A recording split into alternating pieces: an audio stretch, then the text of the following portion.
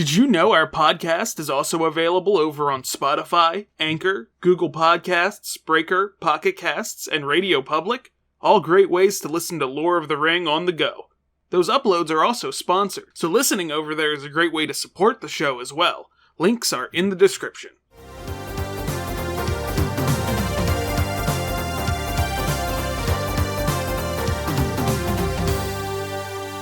Hello, welcome to Lore of the Ring, where I describe wrestling lore to my co-host. I'm Dan. I'm Daphne. And today we're talking about legendary professional wrestler, martial artist, and politician Muhammad Hussein Inoki, known more commonly by his stage name, Antonio Inoki.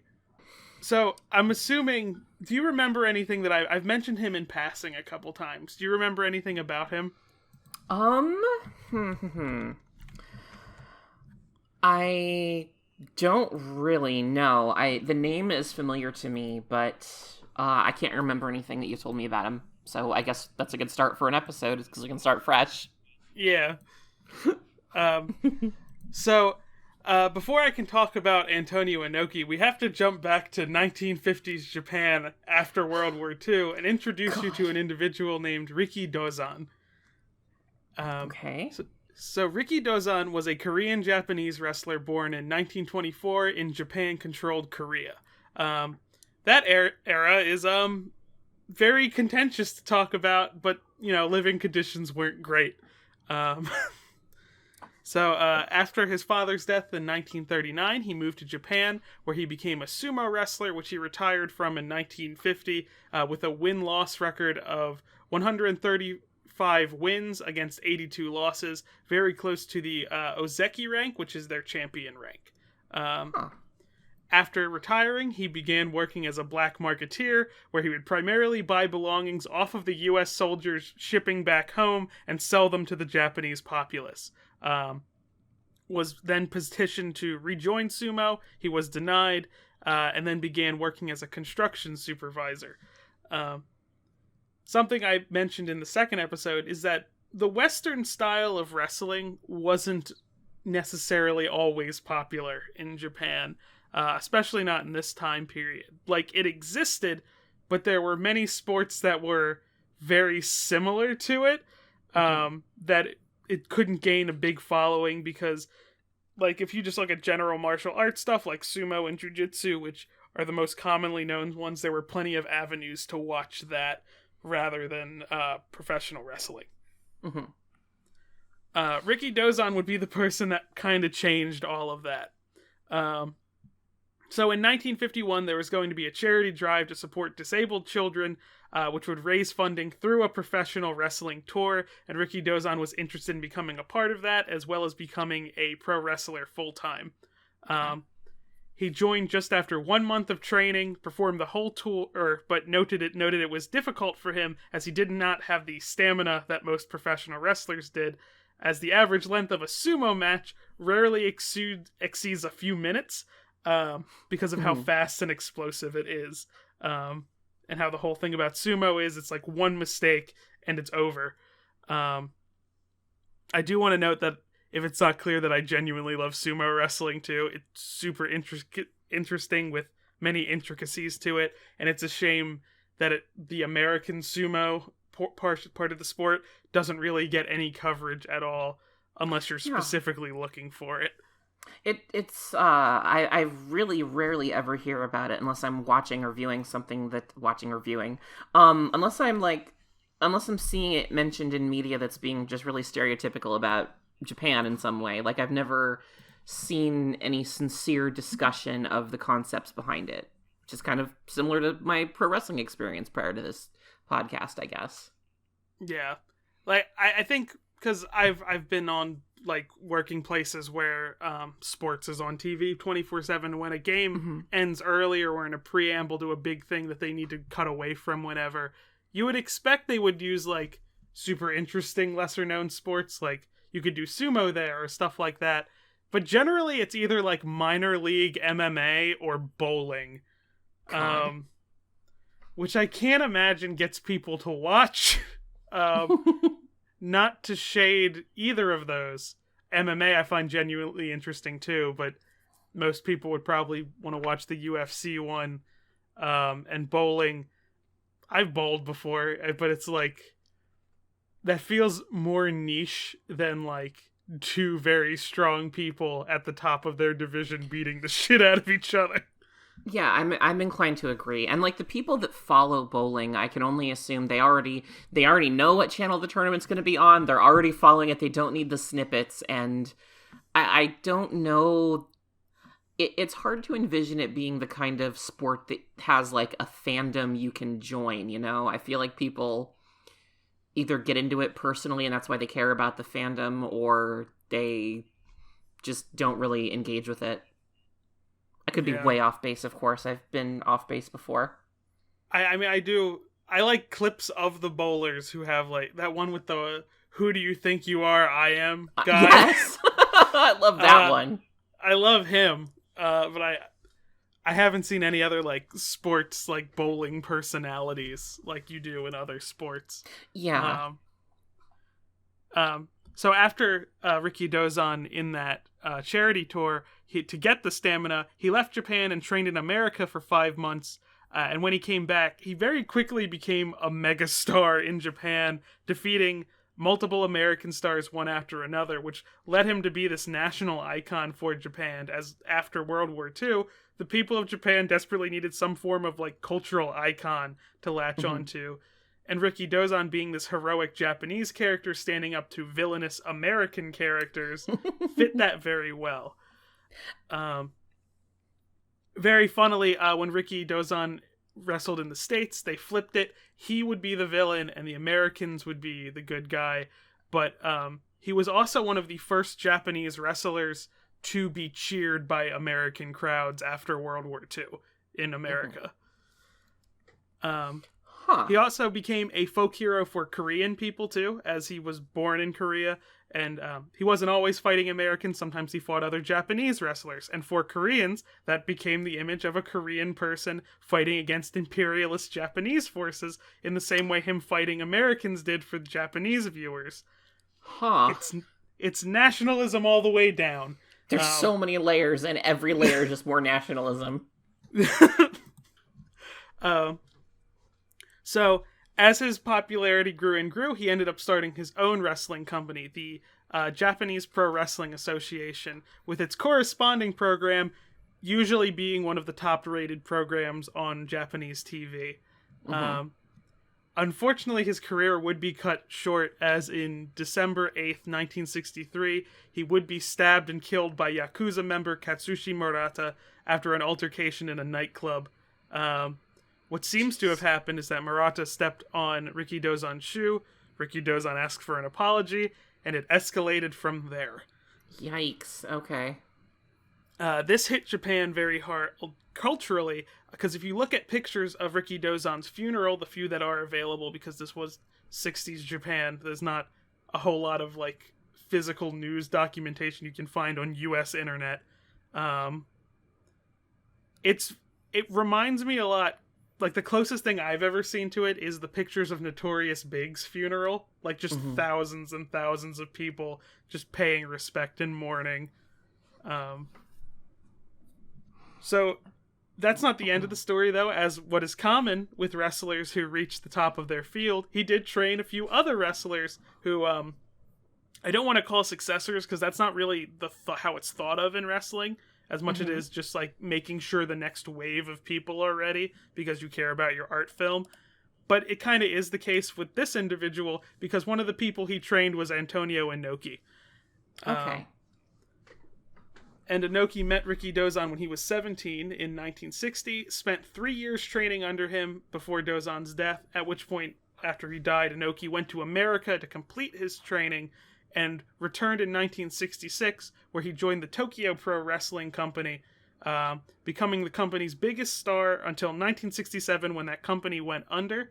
He rejoined his trainer's company, Japanese Wrestling Association, but was fired in 1971 when it was revealed to everyone in charge that he was attempting a takeover of the company.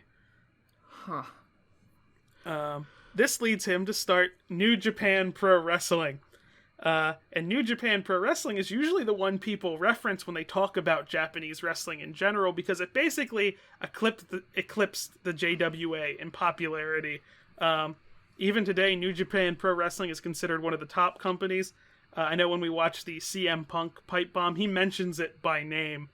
Oh, yeah. As it being just as good as an alternative as WWE. Inoki also rocketed to comparable superstardom as Ricky's Dozon did, eventually facing friend Muhammad Ali in an MMA match for charity. This match sounds amazing, but in reality, it's not great. So because it's in no small part to being the fact that modern MMA at that point was in its infancy, because MMA is a mix of like everything, all different fighting styles. But their idea in this was to just have Ali box and Inoki do his martial arts and wrestling. Didn't work out like they were hoping to. Yeah. Like, I found it very interesting from a fighting strategy point of view, but I can see how it gets boring for people. Like, there's the set of matches online of the American Sumo Champion doing exhibition matches against, like, middleweight MMA fighters. And the fights always kind of go the same way, but it's interesting to watch how they're trying to, like, even things out. Because the MMA fighter knows all that needs to happen is that the Sumo Champion just needs to grab them in a grapple and fall over to win. Yeah. So the whole fight is them trying to bait them into a grapple so they fall on the ground, but the guy is still free and then can just beat the sumo wrestler. Okay. See, that's interesting. It's interesting that it is interesting. Because I guess in my head I always assumed that that fighting styles that different would be so incompatible you couldn't get like a coherent fight out of it. It's kind of like, at the risk of invoking tangent material, it's like when people talk about could Goku beat Superman, it's like they have totally different ways of fighting. They don't work in the same universe at all. I just kind of assumed that there was not enough compatibility for a fight to even happen correctly. Yeah, so like, while the sumo wrestling match versus MMA is like a few minutes long, usually, because you can't keep that going for too long, because, you know, that's very quick. Like, either A, they mess up trying to bait him into the grapple and lose, or B, they succeed. The Inoki Ali match is kind of like that, where Ali needs to keep his distance, because Inoki knows all he needs to do is go for the legs, because Ali can't defend his legs. But this match is an hour. Jeez. You can see how it would get boring. To give you a small taste of it, I'm going to show you the highlights of it, which is only a minute long of this hour-long fight. All right. Dear. Get into the watch together here. Let me know when you're ready. I think I'm good. And there's some generic rock music in the background. I've turned it down on my end. I don't know if it turns down on your end. I can turn it down on my end too if I need to. It's all good. Yeah. All right. Huh. So this lasted an hour, huh? Yep. Multiple rounds. Gosh. And the rest is just photos of it. Okay. You can see little bits where you see Ali kind of step out of his comfort zone a little bit, and it starts to get interesting, but you know it's not going to get more interesting than what you're seeing. Yeah, he really, there's like a couple moments where he kind of, literally exactly as you said, gets out of his comfort zone and then just jumps right back into it. He just does not take any kind of risks or venture out at all with this. Yeah, and even though he was very much trying to stay in his comfort zone, I've seen some claims that this match is kind of what ended his boxing career, because I think there is reports that it did lead to him getting an infection in his legs, which is why he ended his boxing career. Inoki also, these two became friends though. Ali and Inoki were very close friends. I believe Huh. Ali was an active part in Inoki's life. That is the reason that Inoki converted to being a Muslim, which is why his name is now Muhammad Hussein Inoki. Oh, huh. Interesting. Yeah. Inoki was also elected to the House Councilors of Japan, which is the upper house of the National Diet of Japan. This happened in 1989, and he was representing a political party that he created, the Sports and Peace Party. Huh. In modern context, that would be like for Americans, if the rent is too damn high guy became a senator. So, you know. Doesn't he have a political... I think he's local level. I don't think he's federal level.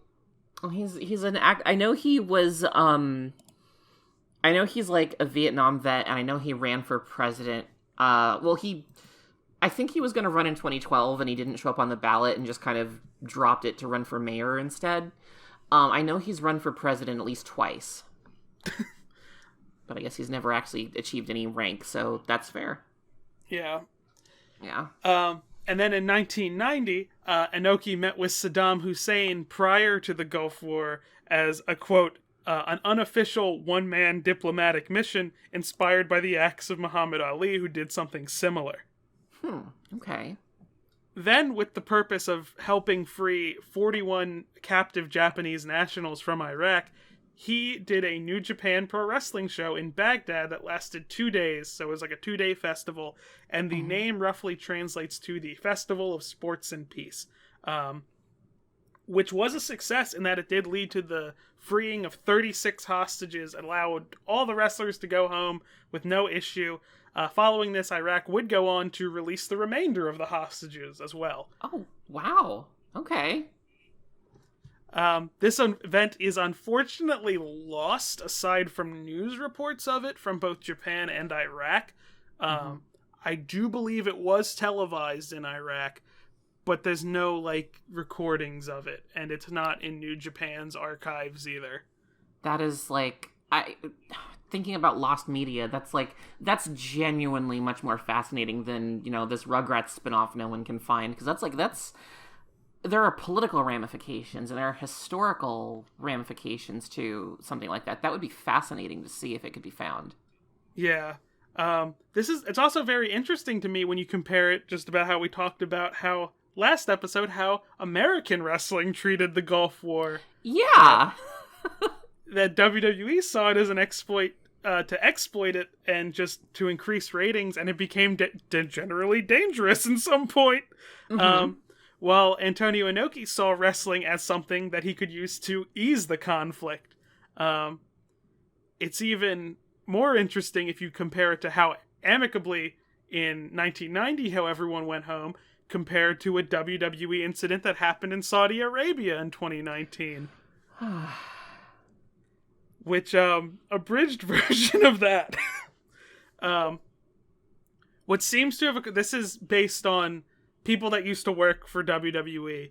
There's official, like, people that have said stuff, but those statements have been proven false. But former people who worked for WWE said, basically the issue happened that during WWE's live Saudi Arabia show in 2019, which was called Crown Jewel, the Saudi Arabian government wasn't making the payments on time at the times they had discussed. So Vince had them cut off the footage being broadcast to the Saudi Arabian television. This led to their flight home not being allowed to disembark. Beyond that, there were rumors that the Crown Prince of Saudi Arabia demanded the wrestlers be taken off the plane. Jeez. The official statement that WWE and the airline Atlas Air publicly said was that the plane wasn't working and there was issues with the plane.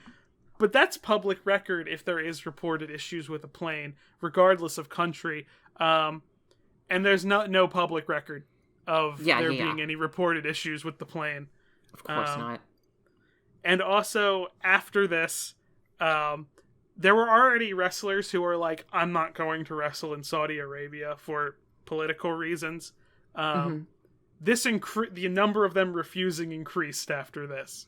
Yeah, that makes sense. So that's a little suspect. Mm-hmm. Some people will point out that what contradicts this is that some wrestlers, probably the more affluent ones, were just like, no, fuck this, and just chartered their own flight home while they were dealing with it. Which some people would say, that sounds like they weren't actually being stopped. But that you could all easily say is that the Prince of Saudi Arabia had no want to actually kill the wrestlers, just wanted to scare the shit out of Vince. Yeah, jeez. So, this leads us to 1995, where many scandals around Inoki began receiving attention, like allegations of him being tied to the Yakuza and also him receiving bribes. I'm tongue-tied today. They can both be leveraged politically, so... Oh, God. Fine. Also around this time, east of Japan in the United States, WCW was gaining steam as the main competitor to WWE, with wrestlers like Hogan leaving WWE to go to WCW, as well as WCW growing their own amazing homegrown talent. And then a little west of Japan in North Korea, just a year earlier, North Korea specifically, leader Kim Il-sung had died, making Kim Jong-il the new leader. And he was in a position where he needed to prove his status as being a respected leader to the rest of the world. And this leads us to the perfect mix of events, which result in the Pyongyang International Sports and Cultural Festival for Peace, or as WCW branded it, the Collision in Korea. Oh boy. So this was kind of perfect for everyone. Antonio Inoki would be able to take attention off the scandals around him, but it could also potentially foster a better relationship with North Korea, which a little later we'll get into is a main concern for Inoki.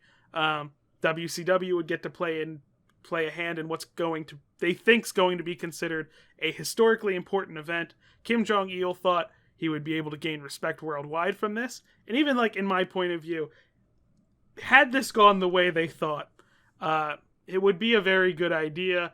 It would cause North Korea to be more comfortable with the rest of the world, means them being more open, means us not being at each other's throats all the time, and leaning towards actual peace. Also, Muhammad Ali was a guest of honor there, too. Which is neat. He just seems to be hanging out with Inoki at this point. I love that he's just always there. They should have started a podcast. God! This is an event that's also partly lost. Oh, no. We do have the edited WCW version, thanks to it being released on a VHS tape in America. Unfortunately, even though New Japan Pro Wrestling apparently has the footage of their version of the event, and WWE has the uncut footage of the WCW version, neither has put it on their respective streaming services. The noted thing about the edited version being the one available is that the WCW version has a clear victim of what's referred to as crowd dubbing, which is if the crowd isn't giving the reaction they want, they just dub in a new audio track. And oftentimes, when that's done for a multiple day show, or even a show lasting more than a couple hours, it's not given the attention it needs. And that often you'll just get one solid reaction throughout the whole show. The reason the audience wasn't really into it, they weren't making a lot of noise, is that there really wasn't a professional wrestling scene in North Korea prior to this. And I believe there still isn't, or not one we're publicly aware of. The crowd is mainly quiet due to the fact is that they weren't sure how they were supposed to react. Some people have interpreted as respected silence, the way you're silent for like very technical sports like golf or stuff like that. Others interpret it as confused silence, not knowing what they're watching. So curling. Yeah. Other people, God, I'm sorry. With the hot takes today. Listen. You can take their gold medals now. I guess. I think that's what that means. I think I win them. God. Other people think that the crowd was generally disinterested due to the fact that the North Korean populace did not have high opinions of Americans or Japanese people, both from, imperialism that they were victims of and propaganda their country said. So it's a lot of column A, column B, column C, column D on this one. Yeah, that's the perfect storm. That's a lot. Exceptions to this are the women's wrestling match, which got a lot of genuine reaction in the Raw version of it, and the main event, which had Antonio Inoki in it, because still in North Korea, Ricky Dozan is considered a folk hero, and Antonio Inoki being his successor made him a babyface to the crowd immediately. Okay. So between this episode and the next one, we're going to watch this event, the version of it that's available, because I want us to go through our full thoughts on it. I think it's time for you to see a full show that isn't Matt Hardy. I mean, that's fair. I feel like, personally, I feel like I could watch nothing but Matt Hardy related footage, but if you insist, I suppose I can play along. So next episode would be primarily our thoughts on different matches. And we'll go more into the weird background stories around this event next episode. But I do want to share that the initial pitched main event was Hulk Hogan versus Antonio Inoki, which, is quite literally the titans of both Japan wrestling and American wrestling would be going against each other. Hogan turned this down, some reporting that he was scared to go. That checks out. God, Hogan just haunts every single episode we record. He haunts pro wrestling as a whole. He really does. I think it was the most recent WrestleMania where he showed up dressed as a pirate and people booed. Well, I mean, yeah, because no one's going to think that pirates are good guys. Oh, God. Oh, my God. I'm sorry. I don't know why I'm so rowdy today. I mean, it's an excellent callback. Thank you. I was very proud of myself. I'm much more proud of this than I was the curling reference because it's such a generic joke. I feel like that is just a sitcom punchline, so I'm glad I was able to get a level above that. The funny thing is that whenever curling was on TV at 3 a.m., I would watch it because I'm genuinely interested at what the fuck is happening? Oh, see, if I was up at 3 a.m., I was watching Dragon Tales. Oh, God. So if the dragons in Dragon Tales have pouches, does that mean they're marsupials? No. Just very defiant on that. Yeah, I'm just, nope. I'm putting my foot down right now. I have to take a stand somewhere. God. So this led to Hogan being replaced with Ric Flair, who's a better wrestler, and I believe once peed on Vince McMahon's bed. Oh my God, okay. It was either Vince peed on his bed or he peed on Vince's bed. One or the other. Piss was exchanged.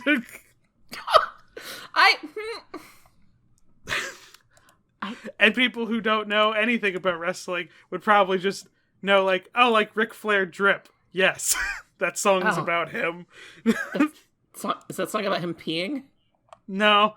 Oh, God. I'm trying to keep up. It's because, let me pull him up in his, iconic look. It's because of kind of, the stuff he would wear. Mm-hmm. Very ornate. Wow, this is a larger picture than I intended. Image is taking a while. There we go. Jeez. I admire that he decided to cosplay Lord Shen from Kung Fu Panda 2. Like, that's an interesting choice for us. You might know his daughter a little bit as the one who gets misted the hardest in that video. Oh, yeah. Okay. The blonde one who's like doing like the strut, and then she gets turned around, and then it's just painted green. Yes. God, I forgot about that. So back to this event. Unfortunately, it did not have the desired effect. I'd argue it's still historically important, not just to wrestling fans, but anyone interested in global politics, and they should probably be aware of it. But it wasn't really paid attention that much by the Japanese or American media outside of general, like, passing mentions.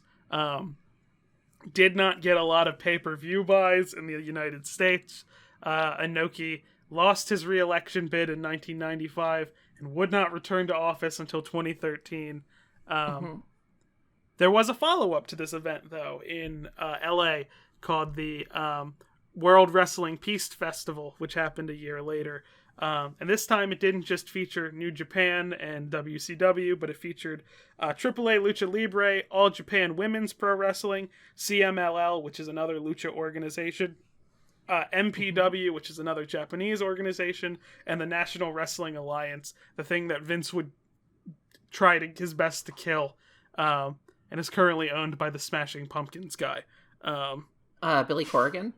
Yep. Yeah. Because he likes wrestling, so he's continually bought controlling stakes and alternatives to WWE. Billy Corgan, that's right. I forgot. I have his name memorized for a stupid reason. I can't even remember a Smashing Pumpkins song. The world is a former vampire, I guess. There you go. God, thank you. That was really good. No, unfortunately, the reason it's too long a walk. I'm not taking us on this tangent right now. I remember it because of that SNL skit about David S. Pumpkins, which I had a friend who referred to him as William S. Corgan because of that sketch, because he's the Smashing Pumpkins guy, and that's. Oh my God. Holy shit, I can't believe I kept that tangent short. Oh, I mean, I'm set for us to go on 100 different tangents at the end of this. I'm hoping I can keep under control this time. I'm trying to behave myself.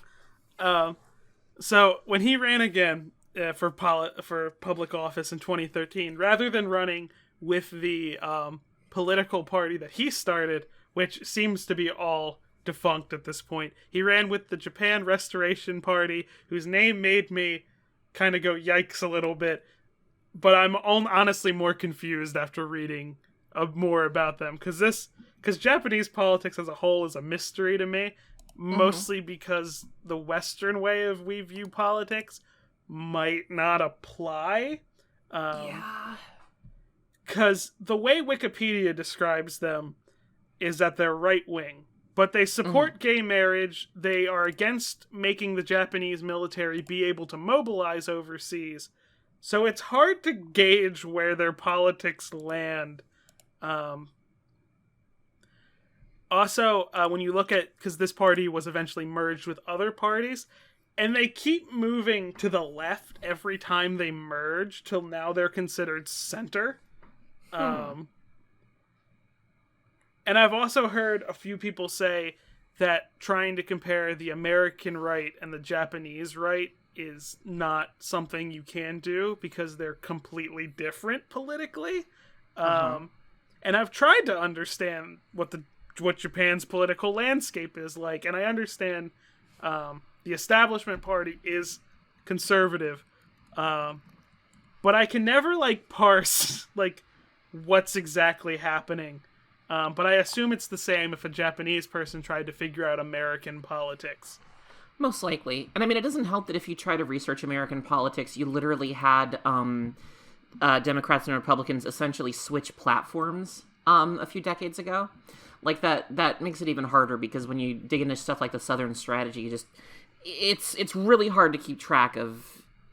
There's very little consistency. Yeah. Yeah. So it's like I maybe, because it's been a while since I've read about it, but I think I know like the prime minister of Japan who wanted people to get pregnant really bad. I forget his name. Shinzo Abe. Shinzo Abe. I believe he was marked as being part of the left-wing party, despite being very conservative. Huh. So I didn't understand. I think I've assumed it's flipped. But I think it might just also be completely incompatible. Let me double check this before I say this. Part of the Liberal Democrat Party. Yeah, double check this while I go look up Shinzo Abe memes, because they're really good. Okay, they're called the Liberal Democrat Party, but they're considered center-right, which is weird. That's what I've messed up. Former Prime Minister Shinzo Abe and many present and former LDP members are also members of known organization Nippon Kage, an ultra-nationalist and monarchist organization. What the fuck, Shinzo Abe? What the fuck, dude?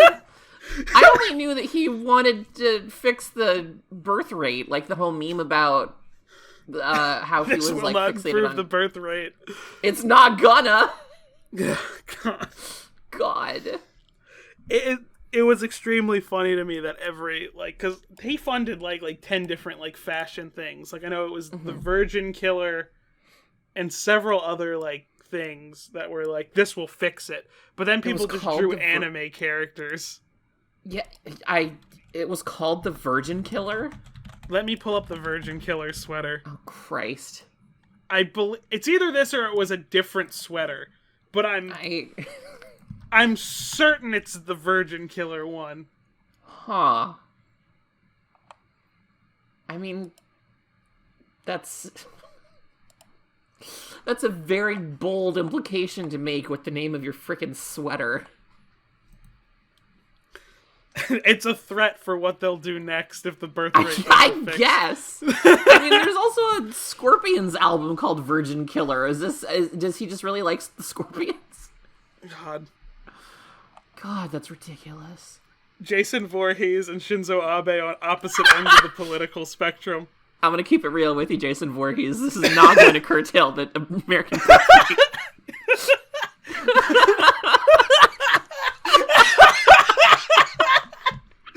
It's not even picking up how hard I'm fucking laughing. I hear little bits of how hard you're laughing, but not enough, so I really can't wait to re-listen to this one. Oh, there's 12 mic peaks there. That's fun. Thank God. If we don't peak each other's mics at least once per episode, what the fuck are we doing with our time? Jesus Christ. But okay. Shinzo Abe. Oh God, I just said Shinzo Abe and burst out laughing like the Norm Macdonald 9/11 clip. God. Ugh. Okay, alright. Okay, I'm back. Okay. But what's super interesting about Inoki, despite being elected to under that party, is that when I look at his political action from that time, it really seems to be primarily trying to foster a better relationship with North Korea, which he was continually doing as he kept visiting up until his retirement in 2019 from politics. Which, just from what I'm gathering from what I've seen him say, I don't think he visited in a Dennis Rodman way. I think he visited in a we can be not fucked up towards each other type way. Mm-hmm.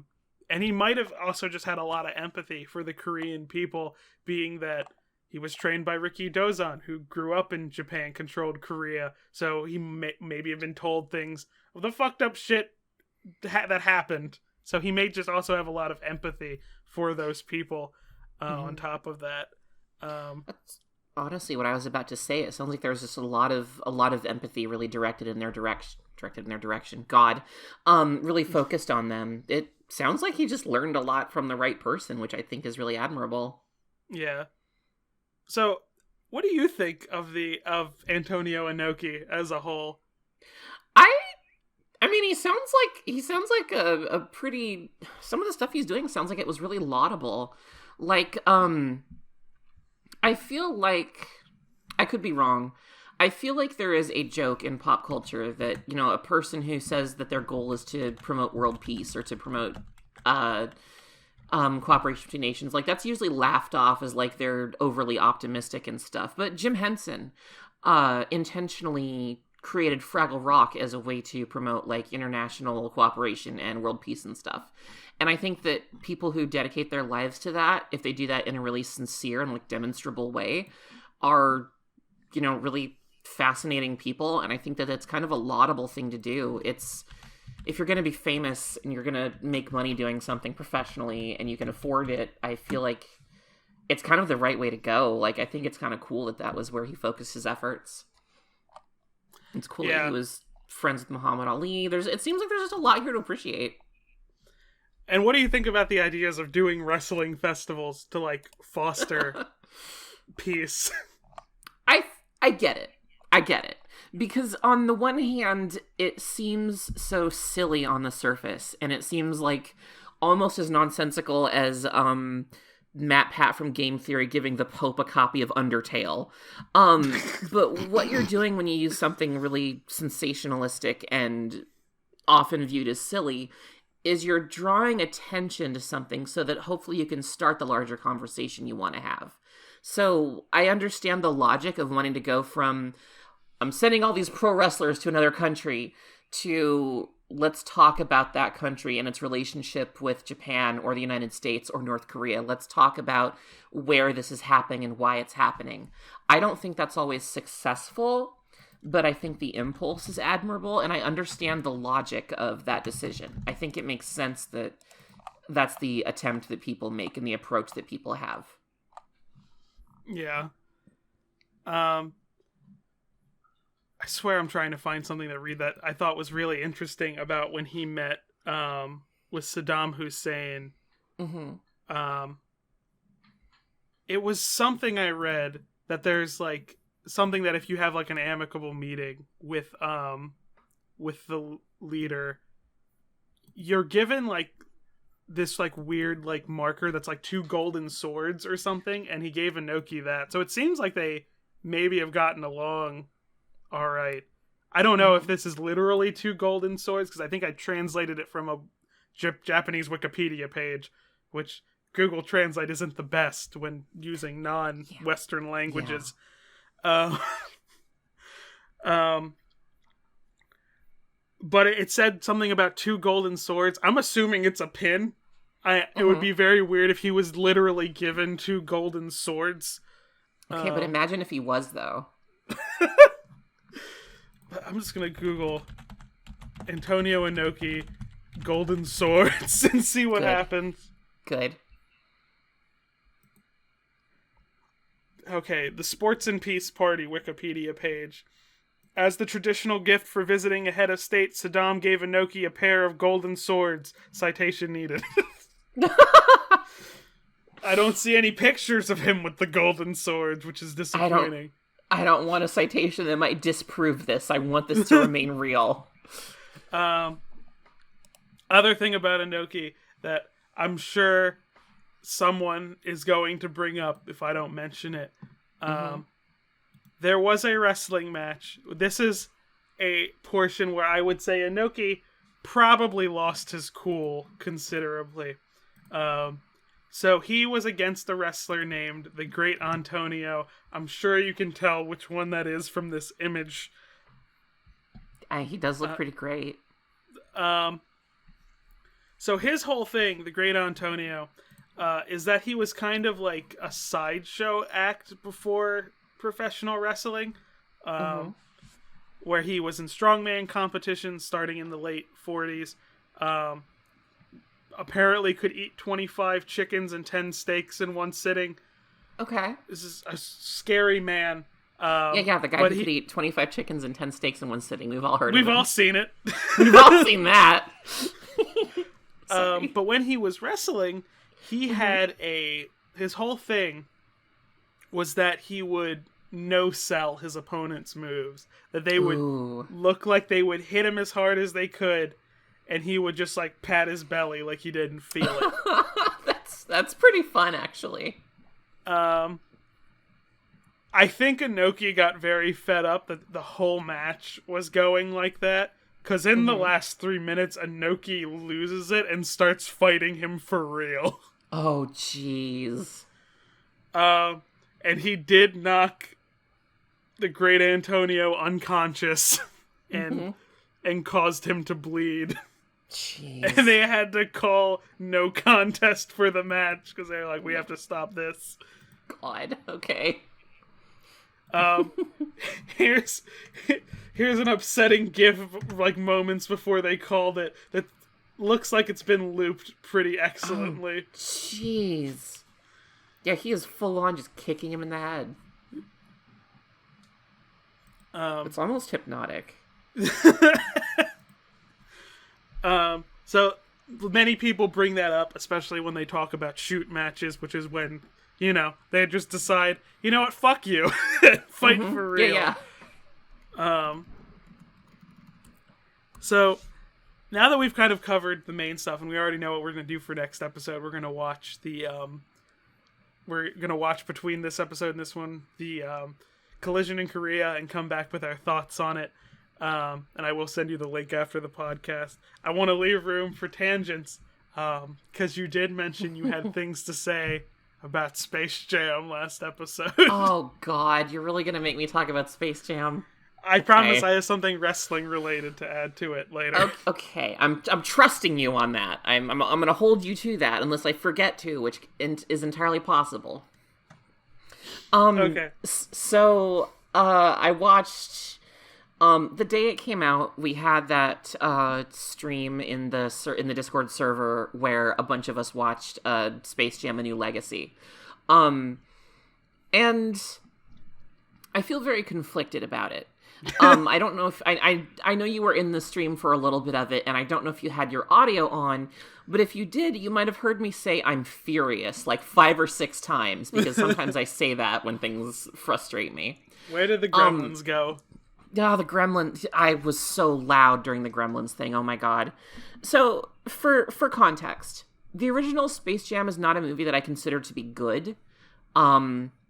I consider it to be a really fascinating cultural relic because it's a film with the most popular pro athlete at the time, juxtaposed against a franchise of characters who were not at the height of their popularity anymore, based on a shoe commercial. And it literally, so many things had to align in the history of American pop culture for Space Jam to exist. The fact that it does is fascinating to me.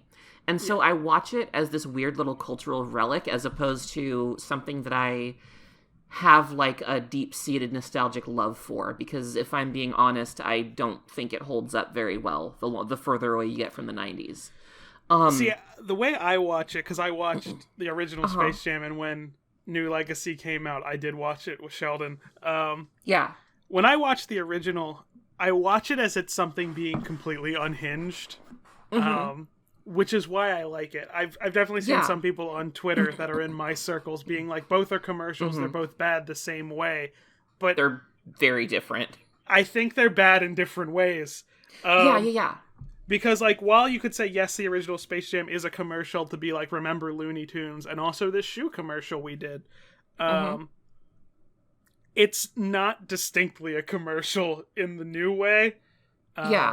It's just a commercial in the, fuck it, we got these things kind of way. Let's just put them on there, yeah. Well, and that's the thing, is I do genuinely I enjoy the first Space Jam movie. I'm not going to defend it as a hidden gem of secretly good, actually. Like, I would never make that video essay. I would do it about Looney Tunes back in action, though. I would collaborate the shit out of that video. That's not how verbs work, but damn it, I stand by it.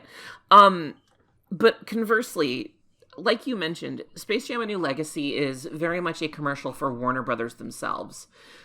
Catherine actually noted, my girlfriend noticed that Space Jam: A New Legacy and Looney Tunes Back in Action both have the Warner Brothers company poking fun at themselves, but still doing the thing they're making fun of themselves for.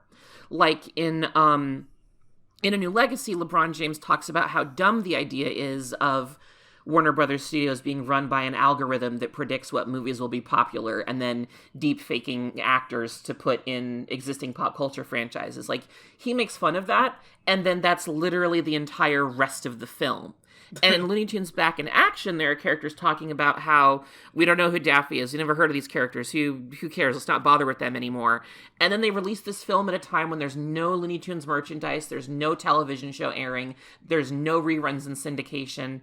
Warner Brothers is constantly trying to trade in on this ironic self-referential image while actively in your face doing the thing they're pretending to make fun of themselves for. And it's very strange. It's just, it's such a weird commercial for itself, and then it tries to pretend not to be, and then immediately backtracks. I mean, the Gremlins thing, I'm so frustrated with myself, for falling for that. Because there's a scene in the virtual realm of the serververse where all the properties that Warner Brothers owns are like running over to watch the basketball game that LeBron James and Looney Tunes are going to be in. And when a bunch of Gremlins show up, I lose my shit because I love that franchise. I've wanted to make a film in that universe. I've wanted to write a script for that universe since I was like 12 years old. Yeah. I genuinely wrote, a story about, like, the origins of the Mogwai as a child and about, like, why the rules for them work the way they do. Like, I was very in tune with that franchise. But they got me with the blatant plea to my nostalgia, and I was so frustrated. And that's the same thing that happened to me with Toy Story 4, which I thought was the most pointless sequel maybe I've ever seen.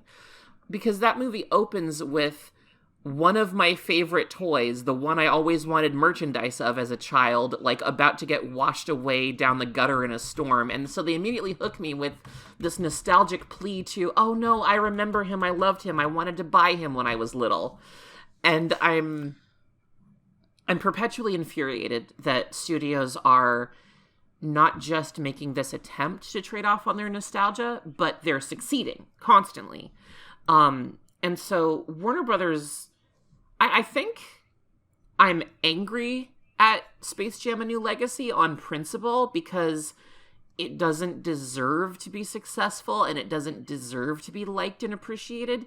And I'm mad that despite myself, I kind of had fun with it, that I would consider it to be a 4 out of 10 as opposed to a 2 out of 10 because it's below average and it's, if not for the utterly artistic hollowness of let's make every Warner Brothers property we own come watch this basketball game, I think I would have let myself like it more.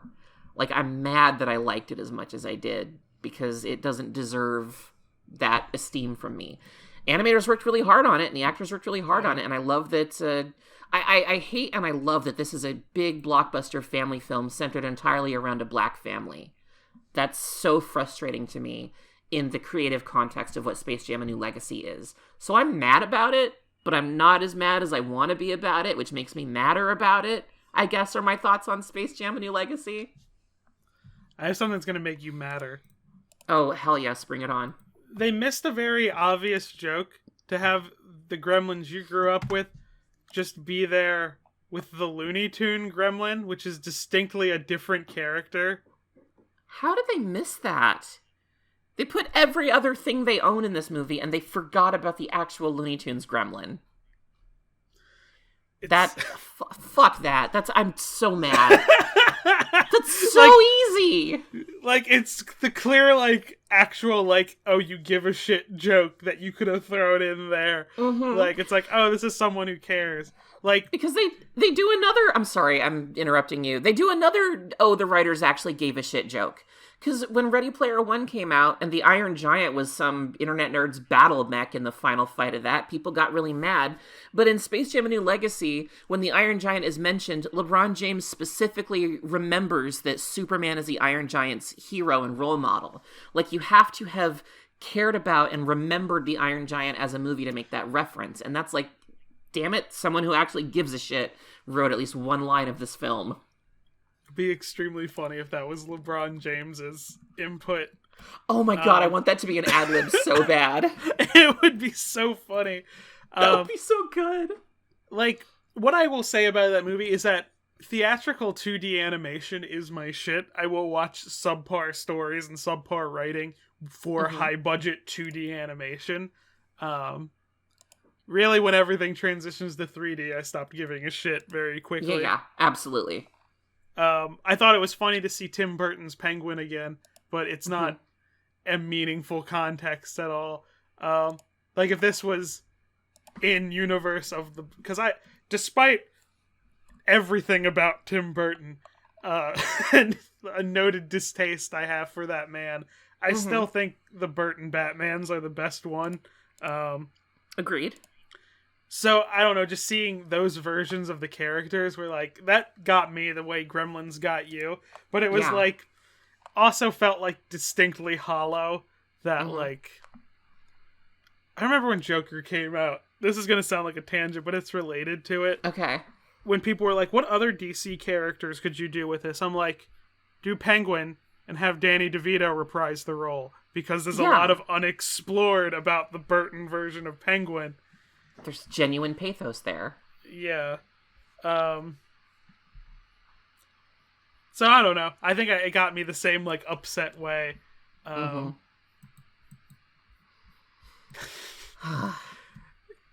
loop it back around for wrestling, what did you think about the Space Jam 3 pitch that was made publicly to have it be with The Rock and it be wrestling?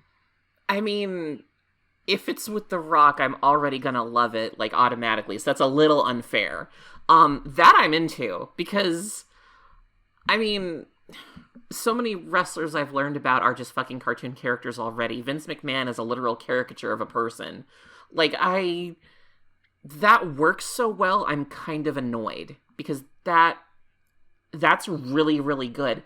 And wrestling is already doing that, because we've been crossing over with, Hanna-Barbera properties for so long. Like, the WWE is already crossing over with Scooby-Doo and Jetsons and Flintstones and Courage the Cowardly Dog, which isn't Hanna-Barbera. I don't really know what it is.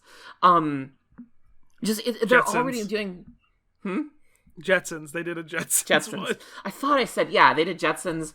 They did Supernatural for some reason. That was Scooby-Doo. That was Scooby-Doo and Supernatural. I'm mixing everything up now. There's too many crossovers is, I guess, the moral of this.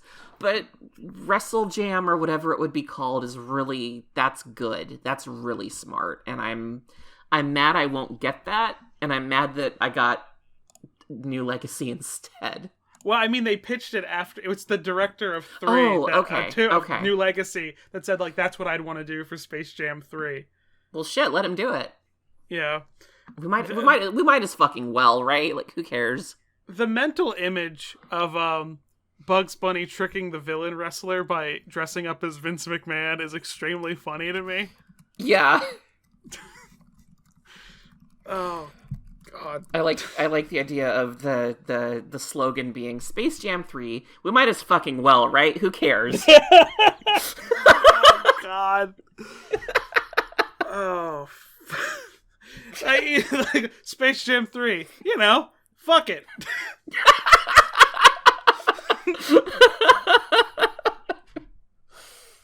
God. Although, part of me thinks WWE will cross over with Fast and Furious first, because Vince has this weird obsession with... He wants to combine cars and wrestlers so bad. I don't see how you can. I mean, crossover with Transformers, Vince. We can get Death Shitter in an episode of oh my God. You get a Death Shitter in a real fight. Death Shitter should be voiced by Kane. Oh, you're right. Current Anteater Kane. Just fly a microphone to his mayoral office.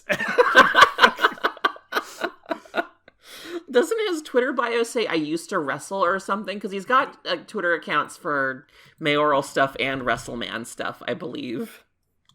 Let me find Glenn Jacobs, which is distinctly like the I got bullied name, his real name. Yeah. Oh, he's currently signed to WWE. Okay. I'm very curious as to why his wife's Twitter account is locked. What happened? Oh, no. It's like proud resident of East Tennessee, which is not a state. The state is just Tennessee, Kane. Mm-hmm. Small business owner, wonderful family. Wait! The way he's dictated this is weird. He's a proud resident of East Tennessee, small business owner, and a wonderful family. Like, he's singularly... He is a wonderful family. You can't prove he's not. Maybe he's been reincarnated enough times he counts as multiple people, so he is a wonderful family. I think you were looking at his wrestling Twitter, and I was looking at his actual political Twitter. I mean, that's kind of perfect. It's very on brand for us. I wonder why his wife's Twitter is locked and Rebby Hardy's isn't. I think it might be just because Rebby is active in wrestling. Oh, that's fair. I bet money that you could like get wrestling fans wound up enough to all tweet at Kane's wife to be like, make your husband resign. God, I bet you could. Wrestling fans can be wound up in certain ways. I hadn't really caught on to that. I think what I did want to bring up in my tangent is something I talked about in chat, because I don't think last episode when we went on our 9/11 tangent that I was really clear enough about it that I don't think 9/11 itself is funny. I think 9/11 itself is a terrible tragedy. But it being callously inserted into things without really much thought and just be like in a way almost profiting off of it, I find extremely insulting. Which is why I think it's dumb it canonly happened in the Marvel universe. That's really where I was going with that too. I think it's very ghoulish and very gross that companies tried to capitalize on it, and that people tried to whip up these jingoistic patriotic frenzies to turn a profit, because those just kind of solidified into genuine worldviews that are still harming people to this day. But I don't think it's funny that people actually died. Yeah. I feel like that was where we were both going with it. But we all, we were very focused on the cart instead of the horse over how, much you could look at Scarlet Witch and be like, you didn't do anything. You just showed up. I mean, no more planes fucking killed me, so, we still got some good stuff out of it. Because it's she could her power is, it's supposed to be probability warping, but she can, do that in the past. She can, affect past probability. So it's oh, we affect the probability and the plane turned into a duck. I don't fucking know. Yeah. It's who cares? Who gives a shit? Fuck it, we might as well. Pretty much. Wrestle Jam. I feel would be peak Daffy abuse, the movie. I thought you said Daphne for a second, and I was like, no, it would be peak Daphne, but No, Daffy, just Daffy. I feel like it would be the level of Daffy getting hurt that it would make the bad cartoon critics on YouTube make video essays. Like they did for Squidward. Oh, God, yeah. And I mean, I don't know. Daffy is actually probably one of my favorite characters because as a little kid, I was like, but I do want to see him get famous. I think if people were nice to him for once, he'd probably calm down a little bit. So I would be kind of mad if the whole movie was him getting beat on, but I get that it's funny. Like, one dumb little detail I liked about A New Legacy was that Daffy was the coach and not a player, because I thought it was cool he got to be in charge of something, because I think he deserved it. But yeah, they would absolutely, he would just be such a punching bag in that movie. I would hope that Wile E. Coyote would too, because he's another favorite. Yeah. I think Daffy, I think my favorite iteration of him is him in the Looney Tunes show, where he just lives with bugs.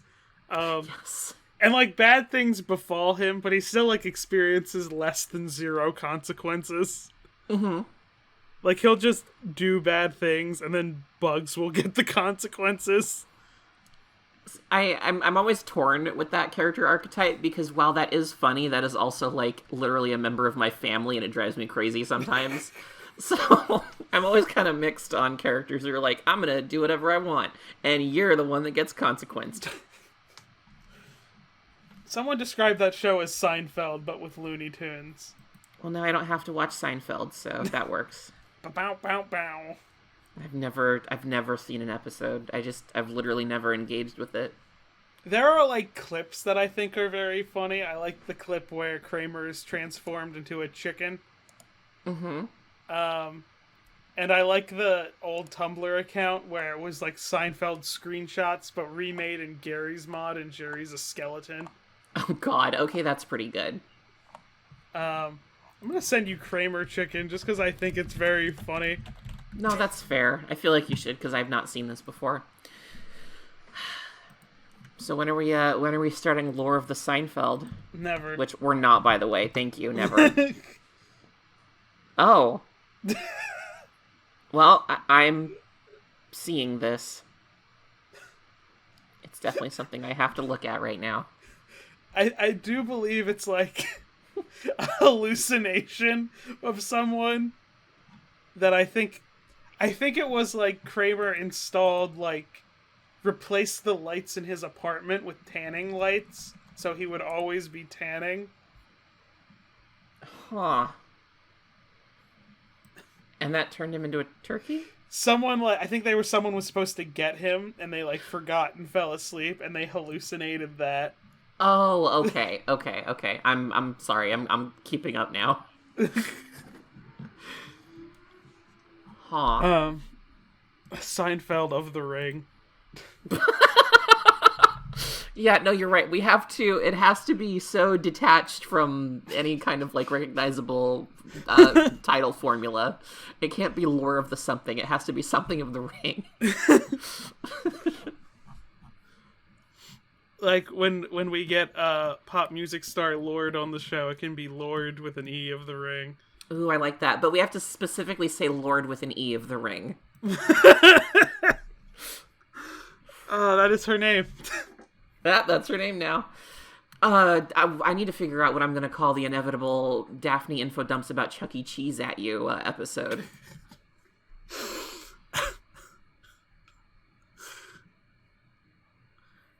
We could just, instead of getting a new theme song, we could just take the Chucky voice clip of him going, "Don't fuck with the Chuck," and that's just the name of that episode.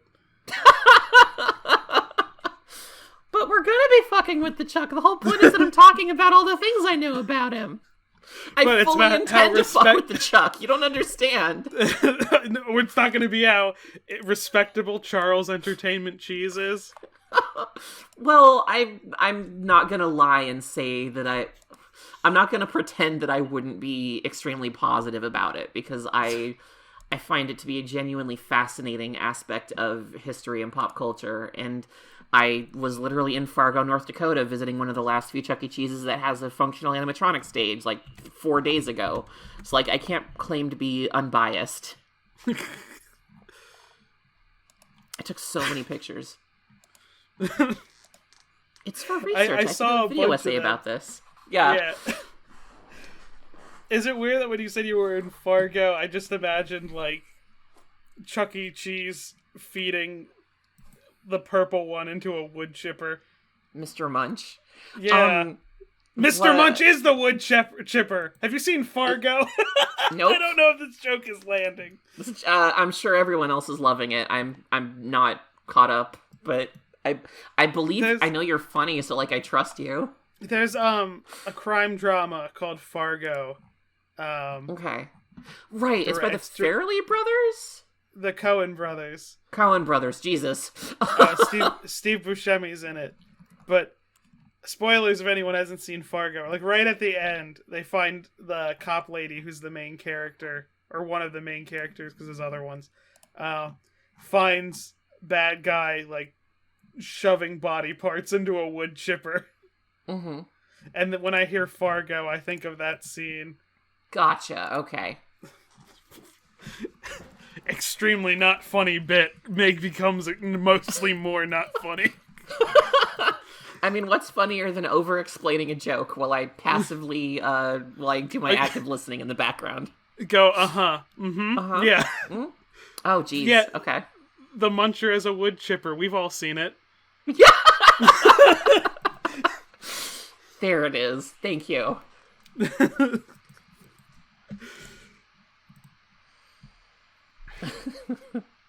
I've had an intrusive thought just now. Those are fun. I imagined, because I was at Chuck E. Cheese a lot as a child, the ticket muncher, just like it, like making noise. Yeah.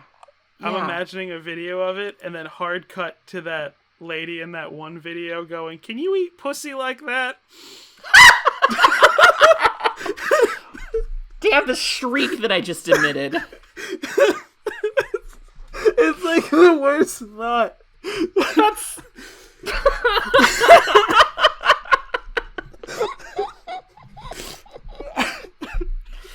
Oh, there's so many. I peeked this mic so many times. I'm like in tears just because of how so good. It's so fucking dumb. It's so dumb, but it's so good. I'm imagining me going to Chuck E. Cheese and saying that out loud as I'm using the ticket muncher and then being forcibly escorted out.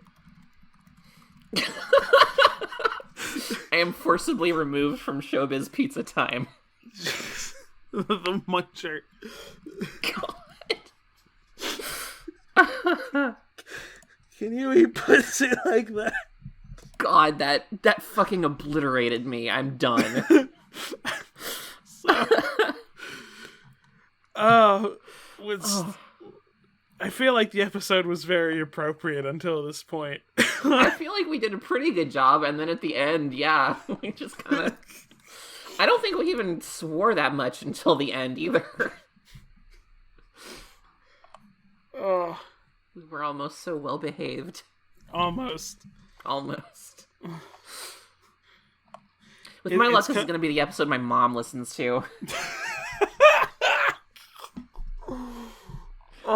No, with our luck, it's going to be like when I cover religious gimmicks. Ooh, yeah, no, that's gonna... Both my parents are pastors. That's absolutely going to be the episode they listen to. Oh, God.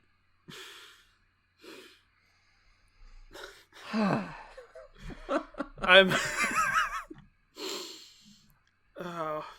like very just very out of it right now because of the directions we went. Yeah, there were so many twists and turns. It's hard to figure out like how to circle back around to anything.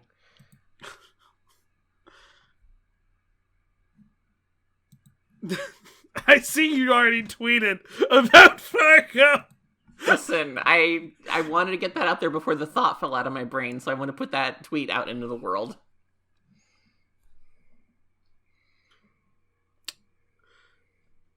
Warhorse on Twitter. Oh no, what? Warhorse just... Oh my... You need to see... So, blood content warning up front for what Warhorse just tweeted. But, oh, Jesus. Or he retweeted it more. Because the timing of this ad... Oh, Whoa! And then the ad it goes to.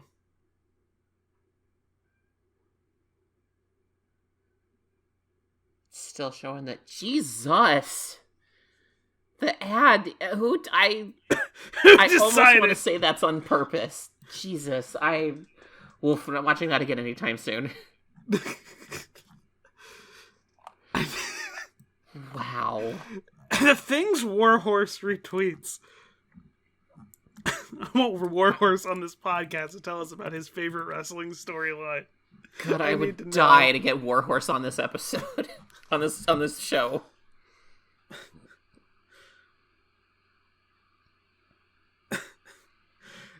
Just the fact that I saw your your tweet about it, and then I saw Chris Jericho get filleted with a pizza cutter followed by a Domino's ad, and I just couldn't handle that. Yeah, it's a lot all at once. There's a lot of whiplash there. So I think now we just need to summarize this episode because we covered a lot of ground. Japanese wrestling is mainly popular because of World War II, which you could say. Curling sucks. Yep. Which was new information to me. The dragons in Dragon Tales are not marsupials. Unequivocally, they are not. Wrestling can free hostages. World history can be improved by adding wrestling to it. And I will never understand Japanese politics. And Space Jam 2 sucked, but Space Jam 3 with The Rock might be okay. Jason Voorhees and Shinzo Abe are at opposite ends of the political spectrum. Yes! That! Yes! Also, he worked at another Death Shitter reference, so I feel like he's going to become a running thing. I can't wait for Death Shitter on t-shirts. God. I mean, someone has to draw an Anteater Transformer for us. It doesn't look like the one that already exists. God.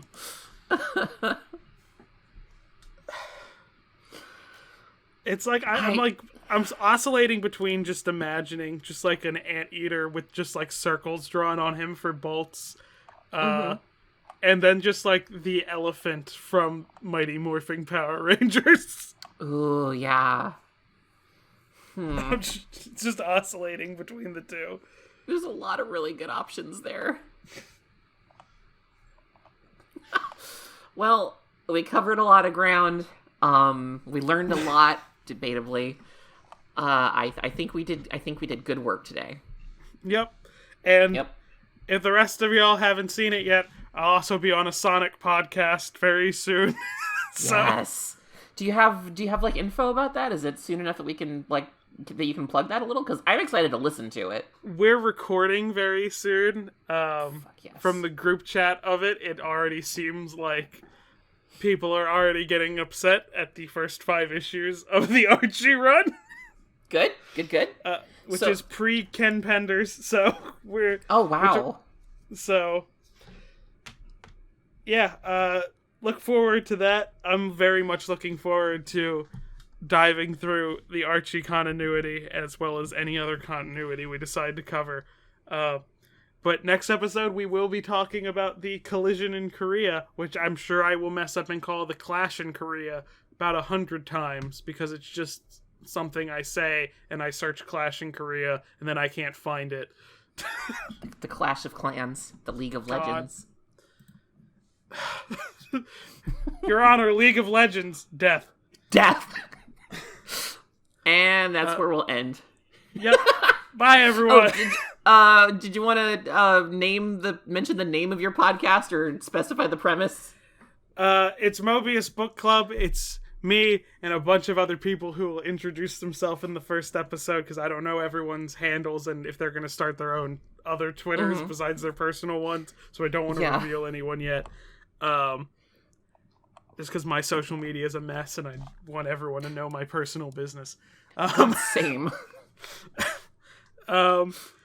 But yeah, so we'll see. It's probably also going to be done through Anchor, so it probably will be on Spotify as well, just like this Sweet. one. Either I'm going to have to make a new email or someone else is going to have to upload it to that. So we'll figure that out. So, Daphne, do you have anything to plug right now? I know we did Godzilla Unmade last episode. I legitimately don't remember if anything else. I know you're working on video essay stuff. I don't know if you have an ETA for that. I really don't, because I'm waiting on the art assets for it to be finished, because I'm spoilers, but I'm using an animated avatar for that. You can see hints of that on the @TentacleTeapot Twitter account, and like my YouTube, and like my banner, which is going to be my YouTube channel banner, stuff like that. So like I'm in the process of working on scripts for a bunch of different episodes I want to do, just video essays about things I want to info dump about. But actually putting together any kind of footage for that is basically going off of the timeline of the artist I commissioned to finish up. So nothing to plug yet, but if you know my Twitter I also have a YouTube channel called Tentacle Teapot. Eventually things will be there. For now, I just have a playlist that collects every episode of Lord of the Ring, and I have a little playlist of like restaurant corporate training videos, because I think those are funny. That's all I got. Yeah, I do have a link to Daphne's channel in the YouTube description of the YouTube uploads.